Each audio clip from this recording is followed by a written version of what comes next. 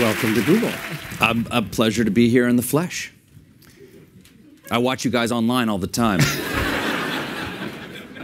Really great show. It's slow, but you just never know where the plot's going. Jim DeMint has just announced. Jim DeMint, yes, yeah. He's just announced. Jim's a friend, but go ahead. He's just announced that he's retiring, and it occurs to me that you might want to. So you're from South Carolina originally, I think. Yes, I am. I'm from South Carolina, the Palmetto State. You might want to run for Senate. Have you? No, I do not want to run for Senate. I want Nikki Haley, to just appoint me to Senate. That's the great thing. People are asking me, "Are you going to run for Senate?" And I'm like, "No. Why would you run? She just gets to say it's you." So yeah, I would love it. I'm honored by what you're implying and by the groundswell that I've felt. But obviously that's something I have to take up with my family and my pastor before I decide whether to take that position. Is there another question, Senator? Do you think that Bill O'Reilly would be a better choice? He's not from South Carolina. But he's a very talented man, and I sincerely admire his broadcasting abilities. But you're locked in a deathly battle. With Bill right now? Yes. Oh, you mean over the book? Over the book, exactly. Bill's got a book out called Killing Kennedy, and I admire his obsession with terrible things happening to presidents. He's got killing Lincoln, killing Kennedy, sodomizing Coolidge. That's a kid's book. And on he was on Jon Stewart's show, and he said his next book's going to be called Killing Colbert, and it broke my character's heart so much to hear Papa Bear say that. So we launched Operation Killing Kennedy, where I'm just telling my audience out there, I'm not telling you to buy my book. I don't want to abuse the relationship, but I'm just reminding them, if you're going to buy my book, and you are, if you're going to buy my book, just do it all in 1 week, so we can leapfrog at least one of his killing books. Which week do you want us to all buy your book? Right now. As we speak, this week. Right now, go right now and go to a local bookstore, a small bookstore, a big bookstore, your online. Your book is on Google Play. What does that mean? It's our online store. We're going to end up being your best. I know all about Google Play. You're going to end up being really. Yes. So go to Google Play. Absolutely. And what happens there? People are going to pay you lots of money to buy your book. Well, then it's a wonderful service. Excellent. So you go there and you click on it. It's like going to it's like that one that's named after a rainforest. You go to that one. Yes. And you click on it and you get it. Yes, it's the competitor to the rainforest. I don't.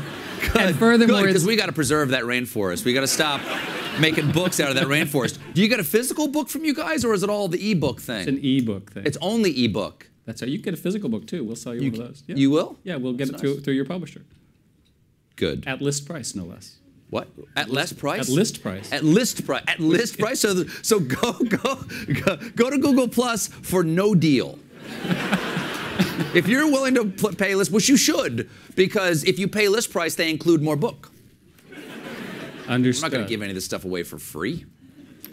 America again, re-becoming the greatness we never weren't, has to be written this way. Because clearly our country's in trouble, yes? Okay, you can tell because I am the country and I'm all beaten up on the cover here. We want to re-become the greatness, right? All right. But if I said we never were, then that would mean America was never great. Right? Yes. But if I said that we presently aren't, that would mean I am criticizing America, which you mustn't ever do. Therefore, it's America again, re-becoming the greatness we never weren't. Unless you've got something bad to say about America, Eric Schmidt. Do you have something bad to say about America? Because let me know, because I'm sure all these people and YouTube would love to know what problem you've got with the US of A, mister. Because I don't, and I've proven it with a title that makes no sense. In this doctrine of American exceptionalism, right, which is, I think, what the book is actually about. It is about, that's the first chapter is the thesis statement, American exceptionalism. Rules don't apply to us. Okay. So if that's true, how does America become great if the rules don't apply to us? by the book. Every chapter tells us how to return to what we already know is the right thing, is to reject socialism, reject collectivism, and go with the gut. We even have a chapter just on food. Why America is the crispest, crunchiest, most corn-fed nation on earth. And if you are what you eat, then we are all, just stick a, put a stick up our butt, and we're all corn dogs walking around. In preparing for this book, did you study the amendments to the Constitution, and did you have any opinions about the amendments? I always have opinions about the amendments to the Constitution. I mean, everybody's got their top, like what their top 10 amendments Do you have like are. a top one you like? My number one, my number one would probably be the Second Amendment, and my number two would probably be the First Amendment, and then probably my third would be the Seventh. My fourth would be the 10th, 5th. Would be the 9th, 6th would be the 8th. Is everybody writing this down? Yeah, get this down because I don't have a rationale behind it. No, but there's nothing about the Constitution in the book. But the book allows this book to, the Constitution allows this book to be, it's free speech. Well, sure, no, yeah. Well, the Constitution, the Second Amendment, the Second Amendment allows this book to exist. Because if anybody stopped, no, the Second Amendment. Because if anybody stopped me from publishing this book, I would shoot them in the face. Do you understand me? Understand me? Are we clear? That's very, very clear. It does. The Second Amendment guarantees all other liberties. Why did comedy kind of become your thing, do you think? Or did comedy kind of pick you? Well, that's a nice way of putting it. That's a nice way of putting it. I would say I can't emphasize how important comedy's been to my life, and how important certain opportunities that came along to my life, and many of them seem sort of accidental. I went to college to be an actor, but an actor. I wore black and I had a beard, and I was like, let me share my misery with you, And then I accidentally met some people from Second City and took some classes there and got invited to audition, and accidentally, just sort of a happy accident, fell in with some great people, and I quit Second City 4 times. I kept on returning to doing comedy, and I was backstage one night, and this is really the thing that made the decision for me. Somebody was on stage, and they were supposed to do a very simple blackout. And a blackout is a very short, it's got one joke, and then the lights go out. This is Second City. It's a pacekeeper for the show. She goes out there, and the blackout is this. She goes, you're supposed to say, I'd like to do a song for you now. Welcome to the No Exit Cafe. I'd like to do a song for you right now. A song for the whales. And then you just make a thing of, you tune up your guitar for a long time. This is a song for the whales. And then you go, it's very simple. You do whistling clicks and everything. It's fine. Not a great laugh, but it works every time. She goes out there to do it. I'd like to do a song for you right now. I'd like to do a song for you right now. She just goes into her whistling and her clicking.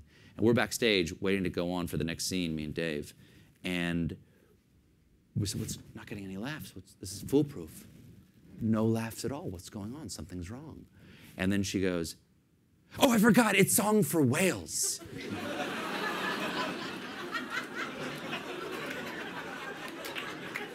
And we burst into laughter backstage, and we threw our arms around each other in the agony of her failure. And we're just laughing. We fell like a collapsing teepee. We just fell to the ground, and Dave's feet went out onto stage like this as we held each other like lovers. The most intimate, joyful experience at her pain that we all knew, and she could hear it happen, and the audience could see our feet, and she started laughing at how wonderfully she had just failed. And I thought at that moment, this is what I want. If failure of this scale can cause this much joy for anyone, then this is the healthiest thing that I could do with the rest of my life, and I will do nothing else. And I've never looked back from that moment.